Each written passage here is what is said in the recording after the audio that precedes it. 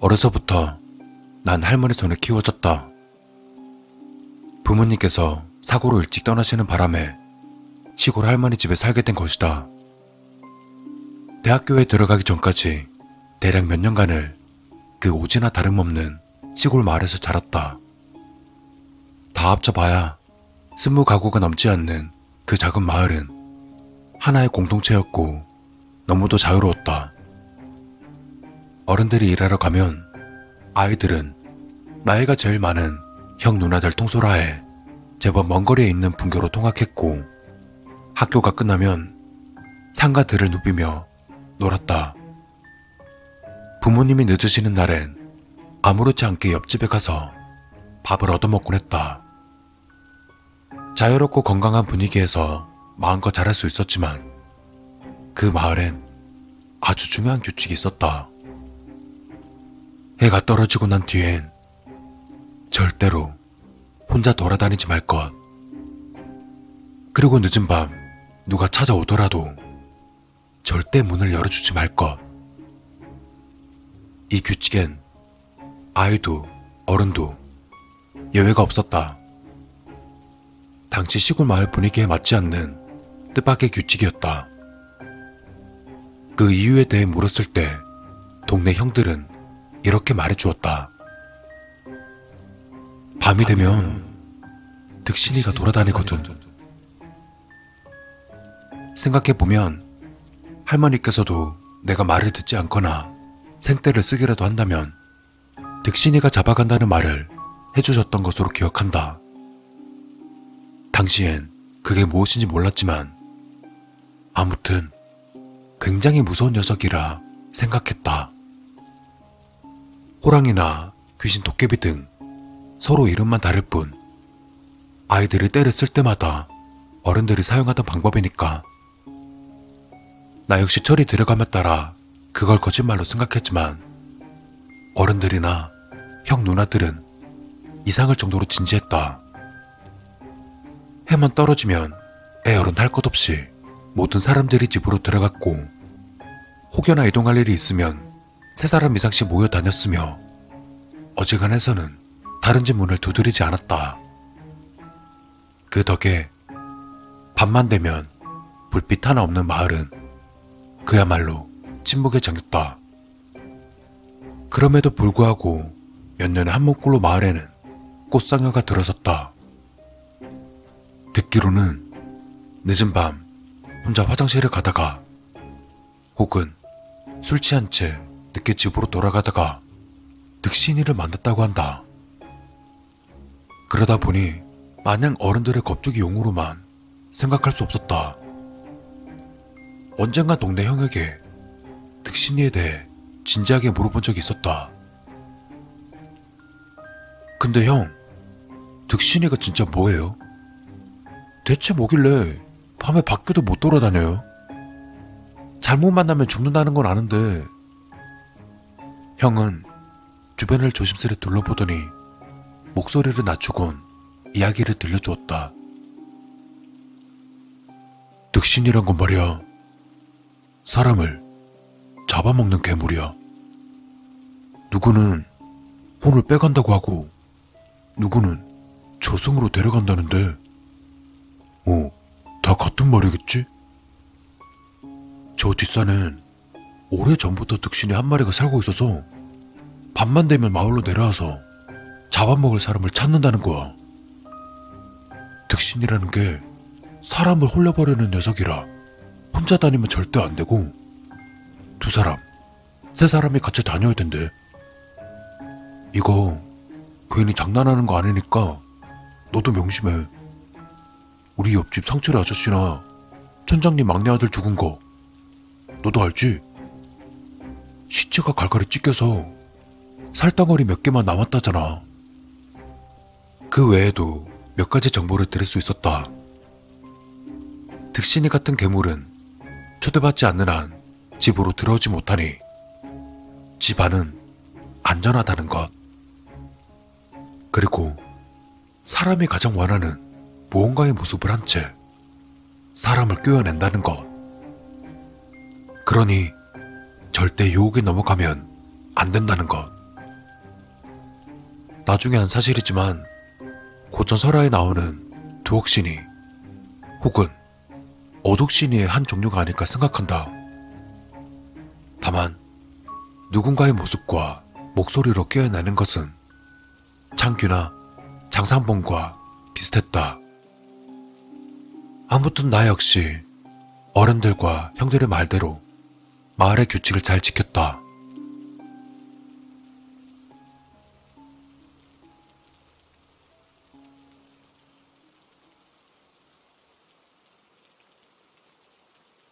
대학에 들어가기 전, 그러니까 고등학교 졸업을 목적에 둔 어느 날이었다. 이제 얼마 뒤면 할머니를 떠나 대학 기숙사에 가야 한다는 생각에 싱숭생숭하던 시기였다. 독립해서 혼자 살면 좋게 하겠는데 할머니 혼자 적적하게 계시고 생각하니 좀 그러네. 우리 할머니는 날 키워준 유일한 내 가족이었다. 그러니 당연히 더욱 각별할 수밖에 없었다. 복잡한 감정에 잠을 이루기 어려웠지만 대학에 가고 나중에 직장에 취직하더라도 자주 찾아뵐 거라 다짐하고는 늦게 잠이 들었다.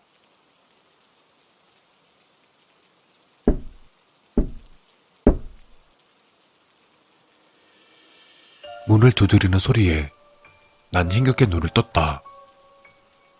묘하게 몽롱한 기분을 느끼며 귀를 기울여 보니 다시 한번 노크 소리가 들려왔다.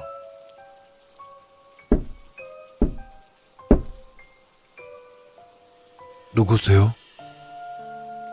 무심코 대답을 한 나는 번뜩 정신을 차렸다. 우리 마을에선 늦은 밤 다른 집에 찾아가거나 문을 두드리는 것은 금기였다. 그때 밖에서 목소리가 들려왔다. 기철아. 오싹함이 등줄기를 타고 올라왔다. 아는 목소리였다. 오래전이라 기억이 희미했지만 확신할 수 있었다. 분명 돌아가신 아버지의 목소리였다. 돌아가신 아버지가 내 방 문을 두드리며 내 이름을 부르고 있는 것이다. 기철아, 애비다. 문 좀 열어보거라. 정신을 차려야 했지만 그리운 목소리를 들은 순간 눈물이 맺혔고 머리는 자꾸 몽롱해졌다. 무심코 문을 열려는 것을 억지로 참았지만 감정이 소용돌이치는 건 막을 수 없었다. 고개를 돌려버리려 해도 창호문 너머 비치는 그리운 아버지의 실루엣에 자꾸만 눈이 갔다. 기철아, 밖이 춥구나. 어서 문 좀 열어다오. 네 엄마도 같이 왔단다. 곧이어 나를 부르는 엄마의 목소리와 함께 어머니의 그림자 역시 문에 비쳤다. 난 터져 나오는 울음을 참고는 바닥에 엎드렸다. 그동안 씩씩하게 자랐다고 자부했지만 안에서부터 무언가 무너져 내리고 있었다. 당장이라도 문을 열고 나가 마음껏 안아드리고 싶은 마음이 간절했다. 기철아, 어서 열어다오. 우리가 보고 싶지 않았던 게냐. 정신 차려. 저건 괴물이잖아. 그렇게 다짐했지만 터져 나오는 울음을 막을 순 없었다. 그러는 동안 밖에 있는 문소리는 점차 격하게 문을 두드리기 시작했다. 어서 열지 않고 뭐하는 것이냐.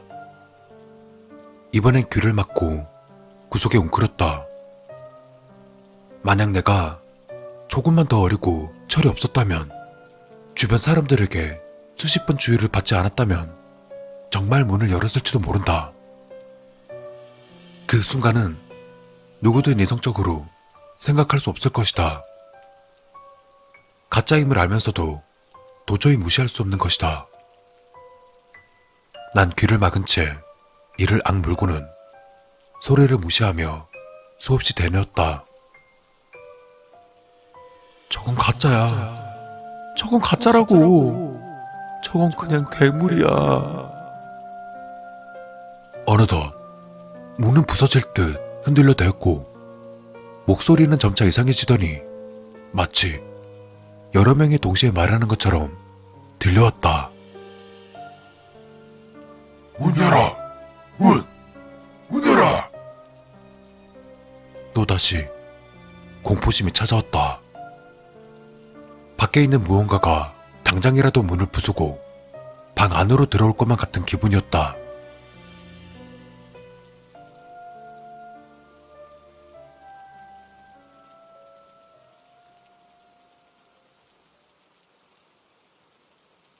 한참을 이불 속에서 덜덜 떨다가 아침이 되어서야 간신히 정신을 차릴 수 있었다.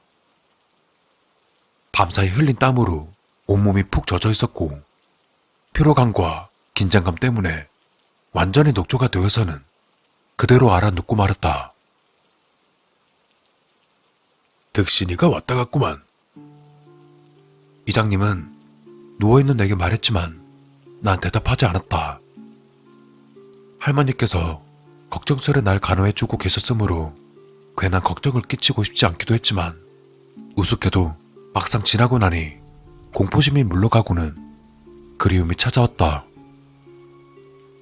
어제 본 부모님의 그림자 그리고 목소리 가짜일 뿐이라고 지워버리려 했지만 시간이 지날수록 이상한 생각이 들었다. 그때 만약 문을 열었으면 부모님의 모습을 볼 수 있었을까? 자꾸 터져나오는 나쁜 생각을 애써 무시한 채 눈을 감았다. 혹여나 꿈에서라도 나타날까 하는 헛된 상상을 하면서 말이다. 그 이후로 득신이가 다시 찾아오는 일은 없었다.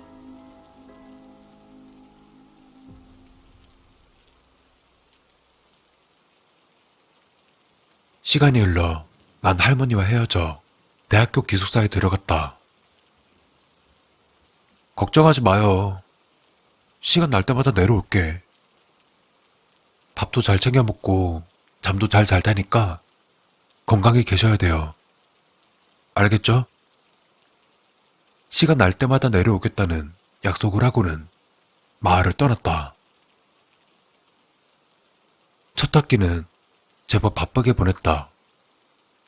도시 생활에 적응하랴, 학교 생활에 적응하랴 간단치 않았다. 그렇게 한두 달 정도 지나 슬슬 학교 생활에 적응해 갈 때쯤 마을 이장님의 연락을 받았다. 기철아, 큰일이다. 너희 할머니 문을 여신 모양이구나.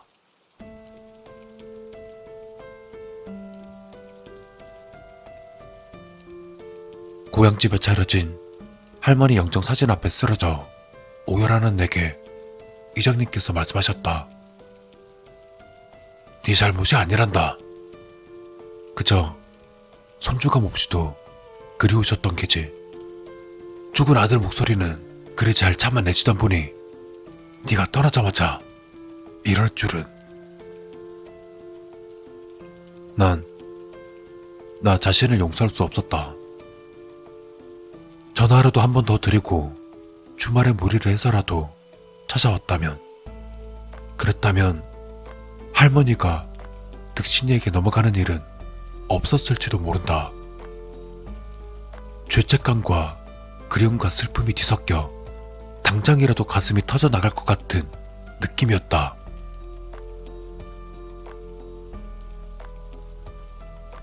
장례를 치르고 할머니의 유품을 정리하는 동안에도 뒤틀리는 감정 때문에 잠을 이룰 수 없었다. 며칠을 인형처럼 멍한 상태로 보냈다. 시간이 지나 어느 정도 마음이 정리된 나는 대학을 포기하고 다시 마을로 돌아왔다. 이곳에서 집을 지키며 마을 일을 하면서 평생을 보내기로 한 것이다. 하지만 아직도 나쁜 마음을 버리지는 못하고 있다. 만약 나중에라도 늦은 밤 방문을 두드리는 노크 소리가 들린다면 난 유혹에 넘어가지 않을 수 있을까? 그것이 부모님일지 할머니일지는 모르지만 행여나 가짜일지라도 꼭 만나고 싶었다. 만나서 부모님께 사랑한다고 말하고 할머니의 손과 얼굴을 쓰다듬으며 죄송하다고 말하고 싶다. 비록 내가 죽게 되더라도 말이다. 때문에 오늘까지도 혹여 그것이 내 방으로 찾아오지 않을까 하는 막연한 기대감과 불안감을 가진 채 잠자리에 들곤 한다.